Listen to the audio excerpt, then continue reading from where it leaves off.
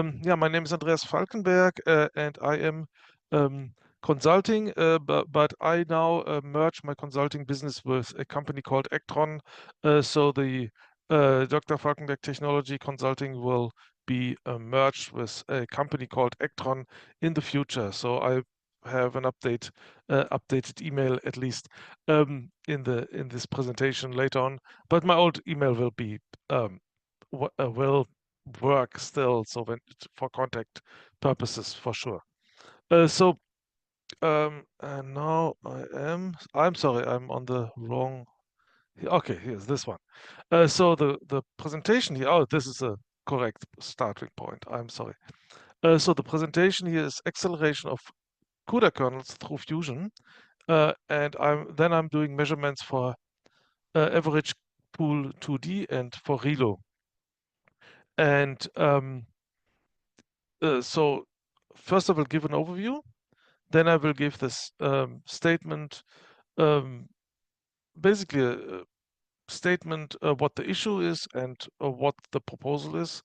Then I have a show the workflow, which basically provides what steps I'm taking, what steps are what the improvements is I'm proposing through Fusion, and then the definition of the kernels, and then some results and a conclusion.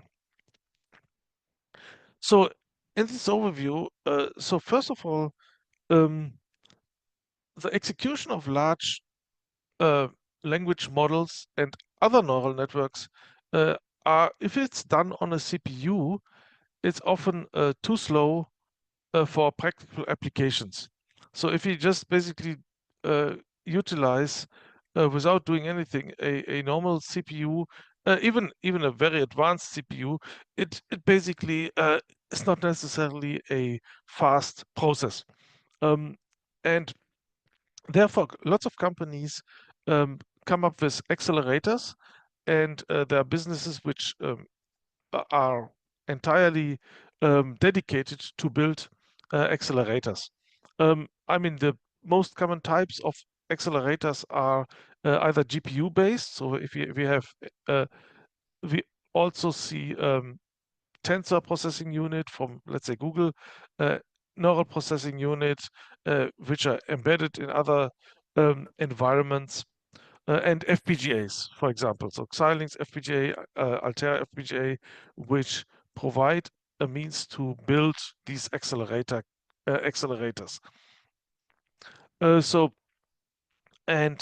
We for this particular case, we picked CUDA with for NVIDIA. So some of the reasons are that at least the graphics processors, but also the accelerator market is very much dominated by NVIDIA and I would say over AMD with 80%. So I think 80% of the market share is with NVIDIA, it's roughly speaking. So the problem is, and I would say it's maybe a negative point, is that NVIDIA has their own language, CUDA, and that's basically only or very specific to NVIDIA's platforms. CUDA, nevertheless, so you can also pick other languages to implement your kernel, but if you go with CUDA, you have the most efficient implementation compared to other environments like Vulkan, OpenCV, and so on.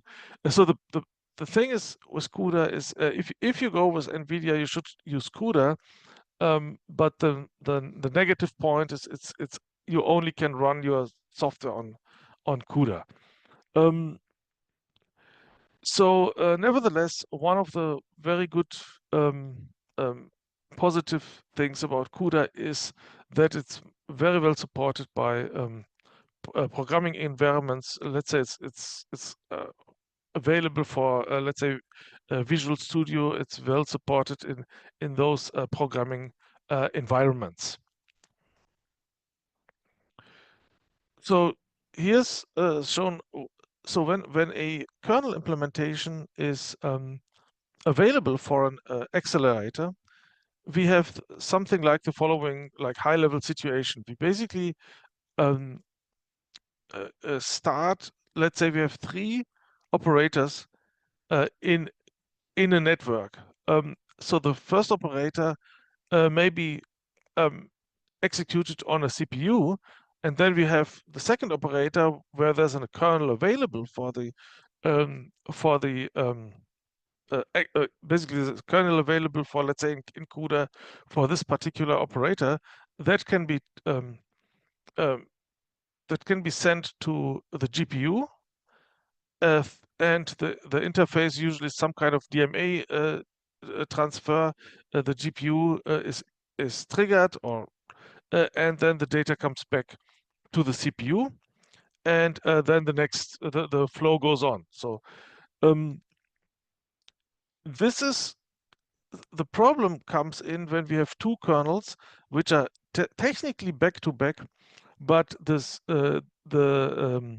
software is not prepared for it, which means that we come in with a CPU, we have a second operator on the accelerator, but the data goes back to the CPU, and I only put the third operator as a small dot because it's doing essentially nothing. The CPU is just managing the data, and basically the only thing the CPU does is sending it back to the accelerator without changing the data and without so basically there's no actual operation happening on the CPU. And so then the next operator, 4 in this case, is executed on the GPU again, and then data goes back to the CPU. So this is a typical case when you have some operators in a neural network which have kernels available. You have some kernels available, and try to accelerate your neural network with those through those kernels. But obviously, everything else in that network, in your neural network, is still running on a CPU. So this is actually something which happens in when kernels and excuse me, large language models, for example, come new to the market. Not all the operators are supported on these accelerators, and so you have very often situations like this even in practical environments. Oops, I'm sorry. That was not meant to happen. So here's the primary issue lies in the fact that the 2 kernels on the accelerator operate independently, and it's necessary the transfer of data back to the CPU before it can be used for the subsequent operation. So the situation frequently occurs in neural network implementations where accelerators are employed for particular operations, and then while the throughput is significantly enhanced, consecutive operations are managed in the same manner as separate operations. They are executed one by one and independent of each other. So it is really essential to introduce fused kernels that enable the combination of multiple original operations into a single cohesive operation. So that is basically the proposal statement here, and companies start to do that, and we basically did some research on that side as well. So here's really the improved flow. Basically, what happens here is that we take the consecutive operations 2 and 4 in this case, we can actually drop the intermediate operation completely, and the new operation here, I don't know if I can. Can you see my error here? So this becomes one new operation. So 2 and 4 and 2, 3, and 4 completely cease. They don't exist anymore in the future. So these three operations are combined now, and the operation into one kernel, which runs on that accelerator.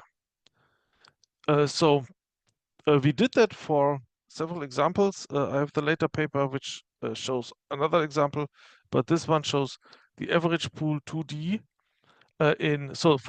for the results now. We implemented AvgPool2D in C++ for the CPU. Basically, that's just a plain implementation in C++.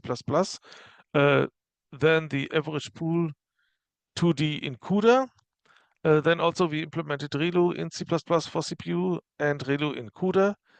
And then we have the AvgPool2D fused with ReLU in CUDA. So that's the five steps, five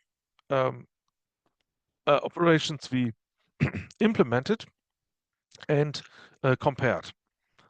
So here's a ReLU kernel. ReLU kernel definition is very simple. It's actually a maximum of x and 0.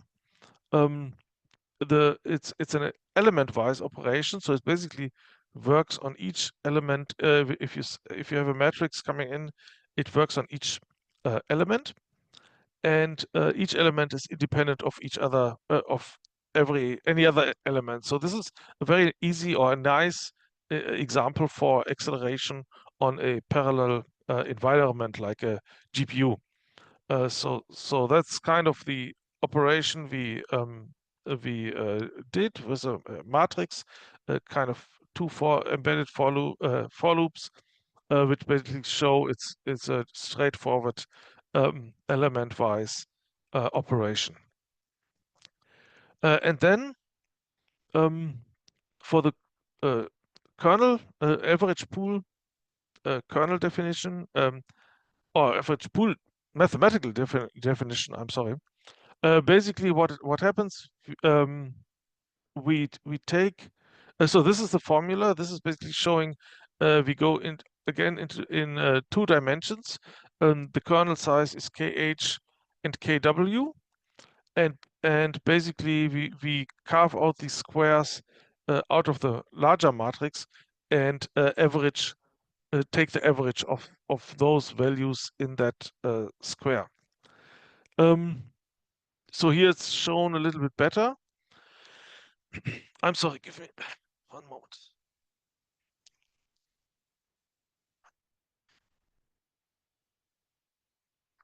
So here's showing a little bit better pictorial. So let's say our matrix is it's a simple 4x4 matrix, and the kernel is supposed to operate on a 2x2 submatrix. So the kw and kh would be 2x2. The AvgPool2D, excuse me, that's a typo here. It should just be AvgPool2D is basically taking those 4 values and creating the average. So if you take just 1, 2, 3, 4, the average of 1, 2, 3, 4 is 2.5. 4, 3, 1, 6, average is 3.5. And then we have some negative numbers here on purpose. We need to show that also. 4, 5, minus 7, minus 4 is minus 0.5.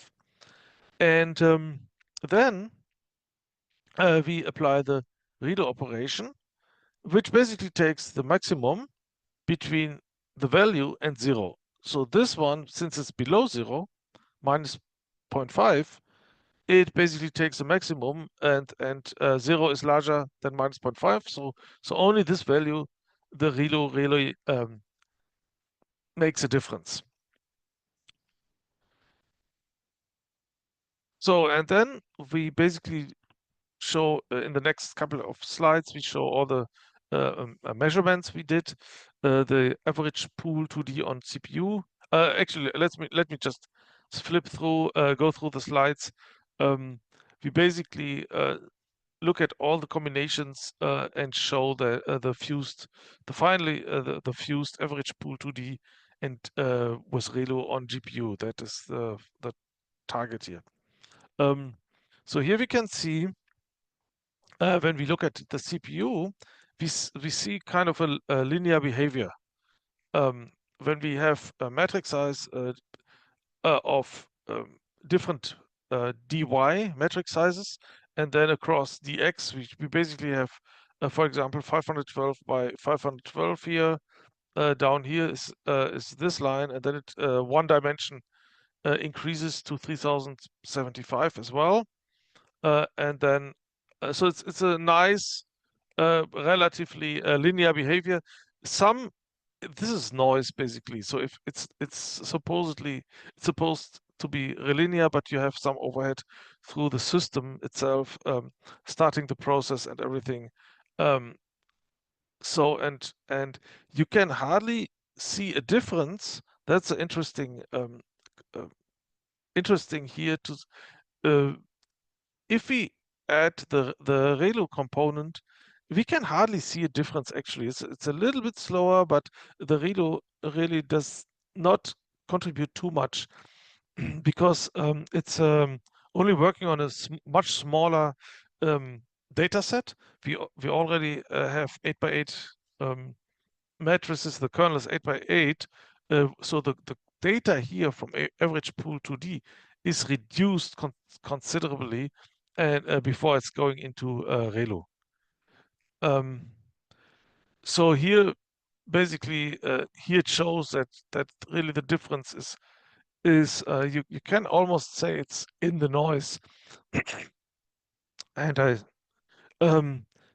the difference between or the runtime between if you only have AvgPool and AvgPool with ReLU, even the measurement is kind of becomes errorless here. I think what happens is when we measure it, the uncertainty is too large to make even to show a difference here. And then here we show the same on the GPU. Again, so here the overhead is dominant, almost to send DMA and trigger the GPU to perform the task. It's almost you can almost not see any basically since the task is running in parallel on the GPU, you in fact hardly see a difference. Here it's a little bit better for ReLU, but this is also just in the noise. But the speed here it's so much higher. We are talking about 0.1 seconds, around 0.1 seconds, 0.15.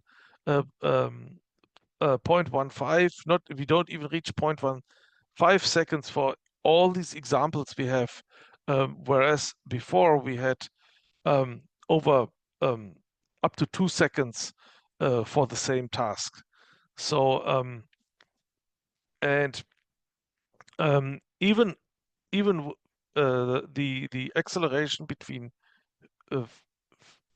so we can see a little bit difference when we do sequential back to back. We go up to 0.15 here, and then we stay below 0.15. So we can see that difference. But again, it's lots of noise because the overhead is sending the DMA. But we can make out, and maybe we need to do more measurements and average it out in the future. We can see that by fusing these operations, we win a little bit here between maximum 0.15 here. We can maybe say 0.125 seconds here for the operation. So again, the contribution of ReLU is not that large for this entire operation. So nevertheless, if we now compare the three, so this is the final result. Basically, we compare now all three different task. So running everything on CPU, running it on CUDA as a separate entity, and running out CUDA on fused entity. Here we see we can, if we plot it on the same graph, we hardly see a difference between CUDA and CUDA fused, but we see a huge difference, and that's expected when so every time we have a chance to use a CUDA kernel over a pure C++ implementation, there's a big win for the operation. So that's basically the main uh, the main information here, what we can see. So the conclusion: we basically implemented the two kernels, AvgPool2D and ReLU, and on the CUDA side, we implemented three different kernels: AvgPool2D, ReLU, and AvgPool2D, ReLU fused. And then the result shows a very significant improvement using CUDA over C++. And that is expected and basically well understood in a sense that CUDA or GPU allows us to run operations in parallel, and when we have a chance to utilize that, that brings us the biggest win over existing CPU implementations. The difference between the sequential kernels and fused kernels is noticeable, but since we have to send the data from the CPU to the GPU, for these smaller examples, I would say it stays in the noise. So it seems to me in the moment that the communication overhead, if we go back and forth between CPU and GPU, that the communication overhead still dominates the execution time on the GPU. So yeah, so that's pretty much it for this presentation. We have a little bit more results in a second presentation today, but the essential message is very similar. Thank you.